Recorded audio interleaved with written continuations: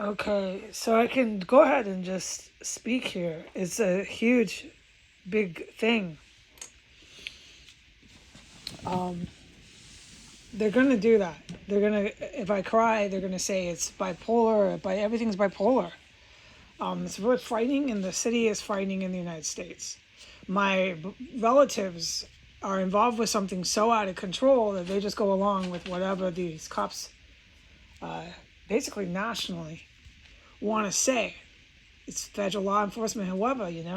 When Trump sent out right away in 2017, he sent out all these Secret Service to start calling everybody who I was even in contact with, which isn't a lot of people. He had the Secret Service steal all my notebooks and my Bible, out of my suitcase in the Atlantic airport. Like, I've been nothing but stalked by Trump since 2017. The Atlantic airport was 2018. Yeah. And 2019, I was in Chicago because I spent Christmas and New Year's in Chicago. Then Eric Williams pulled a fast one on me with a lawyer.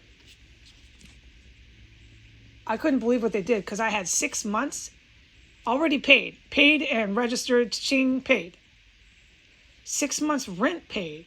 And they pulled the thing with the lawyer to the rental company, and they got all that back, the Williams did, and then they knew I'd be on the street. I didn't know I'd have absolutely no success finding any jobs.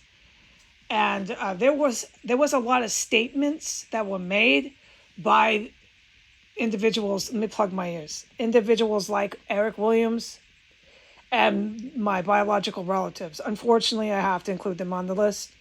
That were made about me gaining employment. Really weird. Like, just if I could only repeat them, it would be very interesting for people to hear, but I can't repeat them right now. Let me unplug my ears. This is a horrible place to live.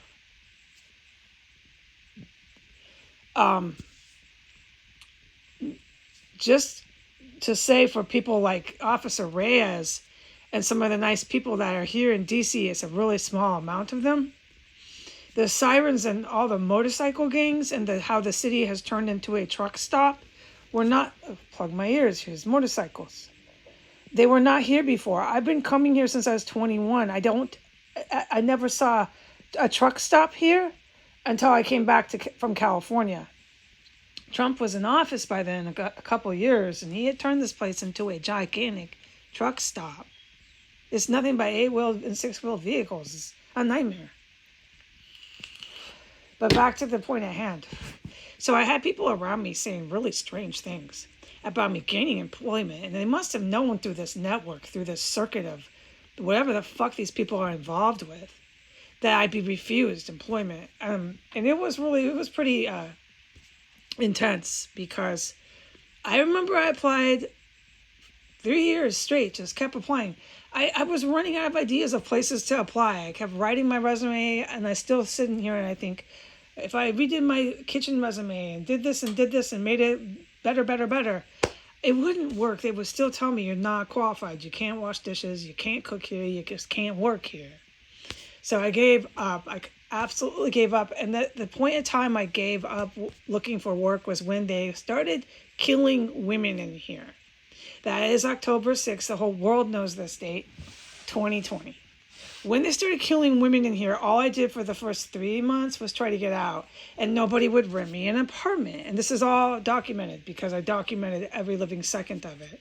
And then I gave up trying to find a place to live. Nobody was responding to me, and nobody, when I went there, would rent to me when I physically went.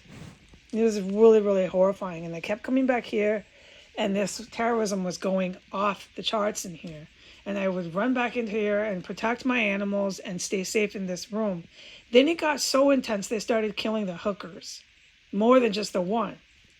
And then I couldn't look for work. There's no way you can look for work when the house is filled with corpses. And everybody knows what the corpses smell like. Nobody's wondering that anymore. They're not going to say I'm imagining that. You can't look for a job and have a 9 to 5. You can't go to work. I was at that point trapped. I was refused employment, refused housing, and refused any help. The federal and police local would never come in and search, never questioned anyone, never did anything. And to this day, nothing has happened except that everybody who lived here when I came in is now dead. That's Juan. That's this female up there. That's this man in the basement. Juan is this other guy that was up there when I moved. Everyone's dead. Every one of the hookers, fucking dead. I don't know who these people were that were coming in here claiming to be cousins and nephews and sisters and where the fuck. The whole time they were here, they filled the house with the worst corpses and the decay, the different stages of decay. There was some corpses I don't know what they were doing. It was in the basement and floor 3. There were some corpses that were there a long, long time, longer than the one that they took out in the bag from the woman from floor 3, because that was almost an identical stench, but longer. And they just kept filling the house with these fucking corpses, decaying corpses. Right, and they kept playing the TV and the music and all this, and then finally that stopped. They stopped coming here, and that stopped. But there's still massive, massive terrorism that's going on in here. Literally around the clock while I'm sleeping, I can't make any statements on it. And it just doesn't end. So it doesn't stop. And I'm at my wit's end. I'm really at my wit's end. But I don't know. I'm just talking because at least I can finally do something on YouTube. So if I cry, they're going to say, well, those are tears of a bipolar. This isn't real tears. This isn't anything real that happened to her. She's just crying because she's imagining the world. You know, and they're not trying to take me back to a doctor to say, oh, not in psychosis, not psychotic, not mentally. They don't want that. They have plans to do something just god-awful when they bust into the front door. And I'm personally not going to sit here and wait for them. I'm going to walk out the front door. I'm going to take my garbage out on the way out, and I'm going to come back when it's safe. But I don't want to leave my animals here. I demand that the good guys come in here and assist me and help me like a human deserves. I demand this house is searched and raided.